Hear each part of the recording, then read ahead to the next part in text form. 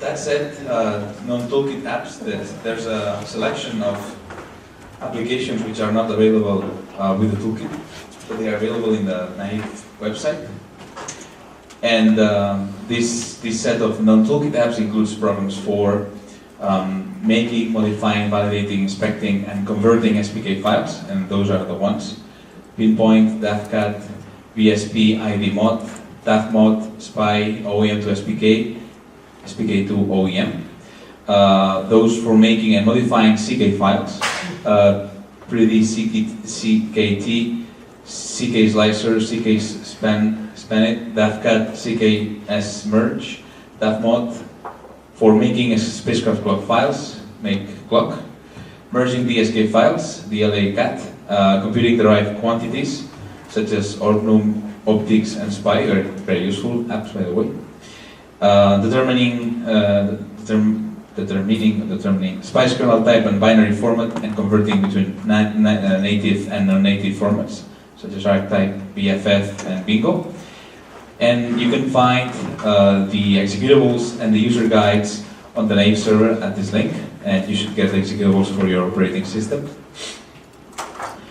So, again, these apps are meant to be used as operating system shell executables, and in general, they cannot be run straightforward with IDL, MATLAB, or Python, but you should run them from your system shell. Now, you can use, you can run them from IDL or MATLAB using specific functions that are basically designed to execute things in the shell, such as in IDL it's spawn, in MATLAB it's system, and in Python, if I remember properly, it's OS. It's in the OS package. It's process. It's the process method of the OS package. I have to say that I use that a lot, but okay, not recommended. Now, going into the apps themselves. Well, first of all, Pinpoint. Pinpoint is an extremely useful one because it allows us to create SPK files and topocentric frames. Frames kernel files for objects for which the position is a constant offset with respect to another object, okay? Such as ground stations, landing sites, sites along the rover path, for what concerns objects related or bound to natural bodies, or also relative positions of manipulator joints on a spacecraft. So, with these, basically what we do is that we create an ephemeris object that then can be subject to all the APIs in SPICE. So, for instance, if you want to compute events with respect to a given coordinate, well, a given location on a surface of a planet, for instance, you should create that as an ephemeris object, and Pinpoint is the nicest way to do that. It also gives us different options for the definition of the topocentric reference frame that we're going to use. So you can choose the Z direction, the X direction, and so on and so forth. Next one, DAFCAT and DLA-CAT. So those are to concatenate binary DAF files or DLA files. And basically what it does is that it copies all data segments from all the input files in the order that they are provided in the output file. And this works on SPKs, CKs, and binary CKs as well. It will not, and you should not merge different types of kernels together. So you don't want to, well, you cannot merge SPKs with CKs and CKs with PCKs, etc.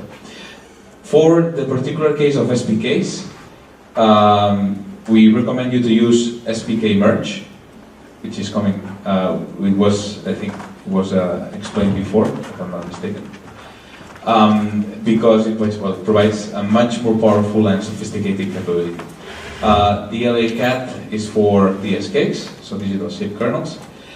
And, this is an important thing, none of those programs puts any information into the comment area of the output file, leaving this responsibility to the user. And don't get lazy after you have achieved concatenating your binary files and put comments on them, okay?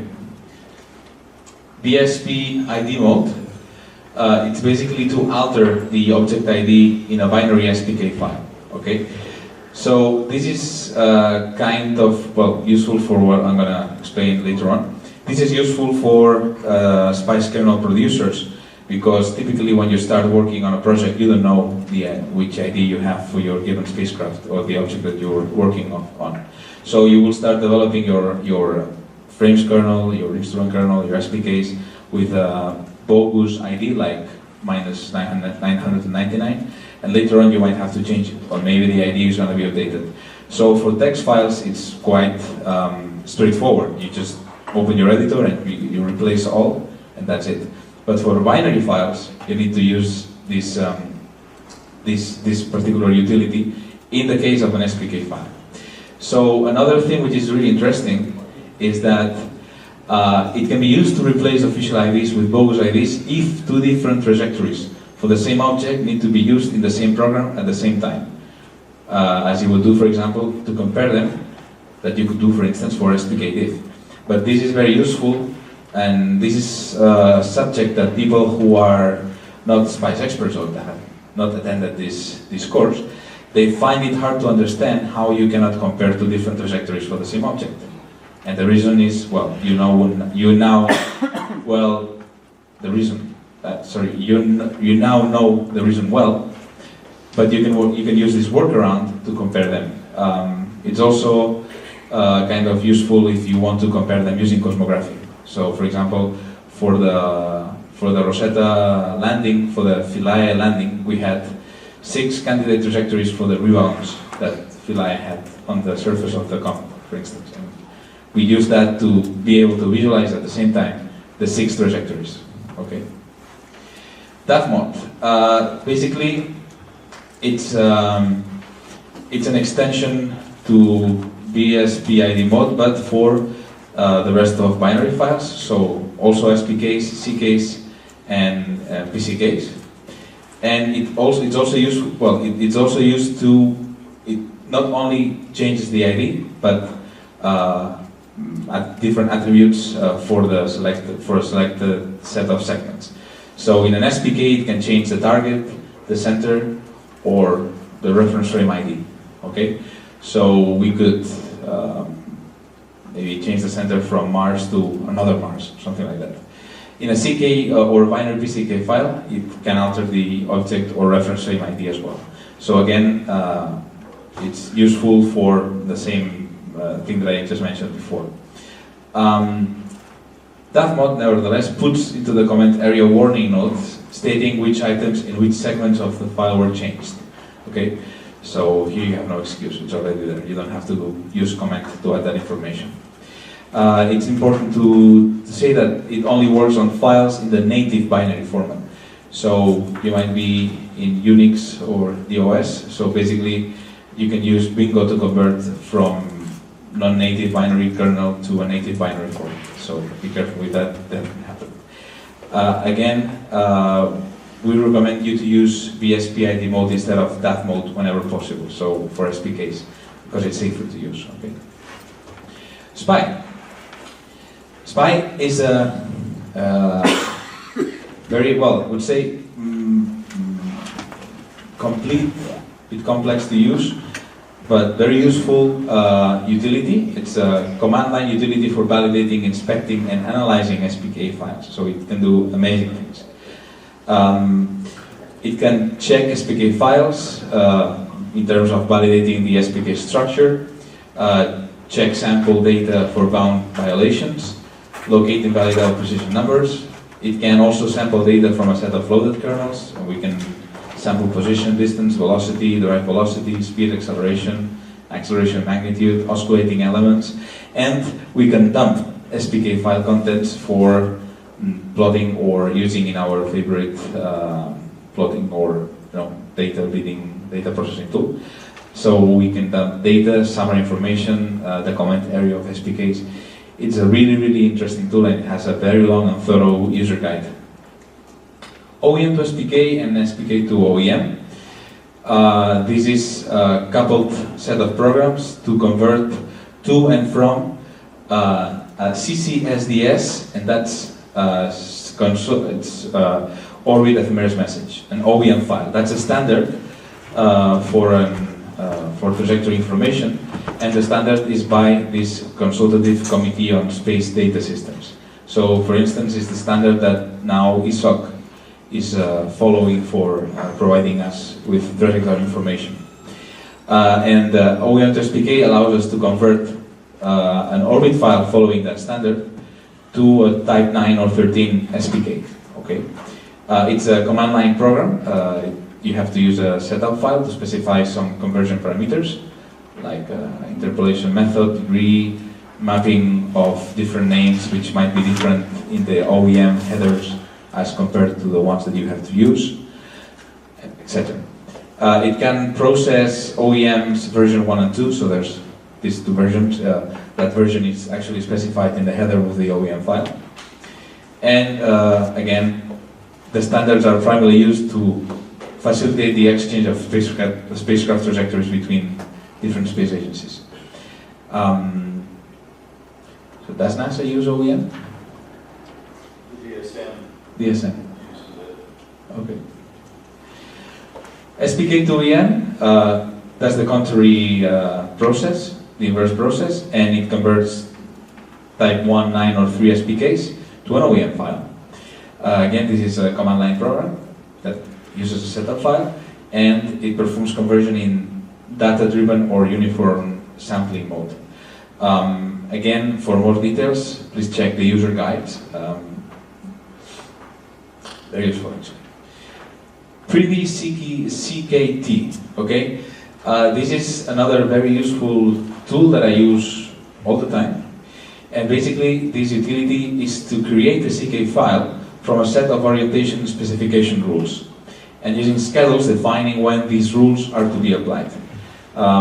There's a tutorial on making CKs for more details, but basically this is very useful when you are in a study phase of a mission and you have a trajectory, but nobody is providing you with an orientation timeline or an attitude profile, and you know which is your default attitude profile, or you have some events that tell you what the attitude should be, like if I'm doing downlink, my Hagen antenna should be pointed to the Earth, you know.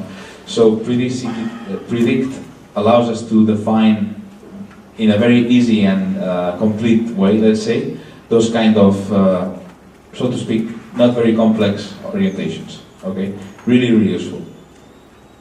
CK slicer. CK slicer is to subset a CK file. So that's very useful when we only need a portion of a CK covering a short interval of time. So if we don't need the complete CK, and the complete CK takes up a lot of space, and we are short in space, which, well, in principle nowadays we're not short in space. So then this becomes really useful. And then it's also useful if you want to cut parts from a few CKs with the intent to merge them together, okay? So you might have, if you look at the ExoMars DGO Spice Kernel dataset, you will see that right now we have a measured CK for every week, and it's becoming a bit unmanageable, so at some point we could use this to put all those things together in one single file, okay, for example, which could happen. In Pepe Colombo they want to do it every day. So a note stating which subset was extracted is automatically put as well into the commentary of the output CK file, so you can be lazy here. CK spannet. This modifies interpolation interval information in type 3 CK segments, and it also it can also convert type 1 CK to a type 2 or 3 CK. So it's useful when you deal with a type 3 CK that contains small gaps within segments. And basically it allows you to alter the CK in such a way that Spice will interpolate all these gaps. Now, caution before running CK spannet, because well, you have to make sure that interpolation over larger gaps is appropriate for the spacecraft or the structure that you're dealing with. And do not forget that you should add appropriate comments to the newly created CK file, because you might be making up things that people should know. CKS merge. CKS merge merges data from types 3 segments provided in a single CK file, having the same ID and base frame. So that's used to eliminate gaps between segments. Such gaps cannot be removed by CK spanning, and removes duplicate data points contained in different segments. So you can combo this with DAFCAT. So with DAFCAT, you first merge similar segments from multiple CK files into a single file, and then CKS merge is used to merge segments in that file together to avoid having little gaps, like you might have 1 or 2 second gaps in the data cutoff of your telemetry files or whatsoever. So that's how you use it. Again, be careful, it should not be used to merge CK segments from different sources. So for example, don't mix predicted attitude with measured attitude or reconstructed attitude. And you should not use it either for overlapping predicted CK segments either. Make clock. I hope you never have to use it, okay? But basically it converts a spacecraft clock SCET file to a SPICE spacecraft clock kernel, okay? This file is a special type of time correlation file which is used by most of JPL missions. It's not used by our missions. We have, for instance, we have another utility provided by Naive that allows us to transform our time correlation files to SCLK-SCET files, and that's what is used for Mars Express, for instance.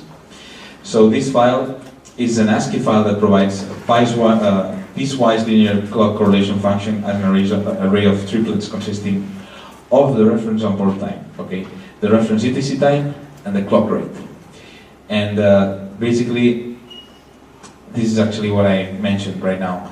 And I found that in many cases it is much easier to write an application to first make this file and then convert it into a spacecraft clock kernel using make clock, rather than writing an application to make a spacecraft clock kernel from scratch, which is what we did for ExoMars 2016, by the way. So again, very few people will need to use this program, okay? Orbit number, OrbNum. OrbNum generates, this is kind of a derived geometry, so to speak, file. OrbNum generates a SPICE orbit number file, okay? This is not a SPICE kernel. This file contains orbit numbers and the corresponding orbit start and stop times. And then it contains some derived quantities, such as, for example, orbital elements, coordinates of sub-spacecraft and sub-solar points, and a long list in which we can choose from. And then we can also define what actually defines the orbit number increment. So it could be after a periapsis pass, an apoapsis pass, crossing ascending or descending equatorial node, minimum or maximum values for the spacecraft position Z coordinate, minimum maximum value of the spacecraft latitude, and so on. Okay. Again, at some point in time, this was found to be a convenient derived product that Naive could produce with such a utility for orbital missions. So, for instance, this kind of file doesn't make much sense, for example, for Rosetta or for Aurora. But we used to produce them for Venus Express, Mars Express. We will produce them for Bepi Colombo, and actually for Mars Express are extensively used in operations by the instrument teams. Optics. This is another utility that I find really useful. So optics will generate information about instrument field of view and parameters present in the IK and FK files, such as the bore site as well. Needless to say, well, the field of views must be defined using the keywords required by the get field of view routine. So basically, they have to be properly defined in the instrument kernel. And basically, the output data are organized in 3 tables. So the first one lists the angular extent, so the size of circular, elliptical, and rectangular field of views. So it will not produce anything if you have a polygonal field of view defined, of course. Using command line options, you have to put this command line, units and half. The user can select the unit measure for the angular measurements, and whether you print a half or full field of view angular value. Actually, when you define the field of view in an instrument kernel, it takes the half field of view angular value, just as a side note. Then the second table will contain the field of view bore size in a user-specified frame at a particular epoch, specified using the epoch option. So this is important. So basically, of course, it's really easy to understand the geometry of a field of view if we are using the field of view in which that particular, the reference frame in which that particular field of view is defined, right? But if we convert that to the spacecraft reference frame, it might get complicated depending on the transformations that it goes through. And then the epoch thing is because, of course, some field of views can be bound to a CK kernel and can be time dependent, okay? Such as for a scanner or something like that. Actually, also, if we do it with respect to a frame that is linked to the spacecraft attitude, for instance. And then the third table shows the field of view boundary vectors and bore size as returned from the get field of view API, okay? Or unitized and rotated into a user-specified frame at a particular epoch as well. So again, I use this utility a lot, basically to validate changes that I do in the instrument kernels, because this will cause any kind of error in the definition of your field of view or in the assignment of an ID and a name of your field of views. Okay. 3 more utilities. So we've got archetype that displays the architecture and type of a SPICE kernel, useful for scripting applications, which you have to check those things. BFF that displays the binary file format of one or a few SPICE kernels, okay? And BICO, which is used to convert binary SPICE kernels between EEE, big endian and little endian formats, and to convert text format SPICE kernels between DOS and Unix text formats. Also really useful. And that's everything.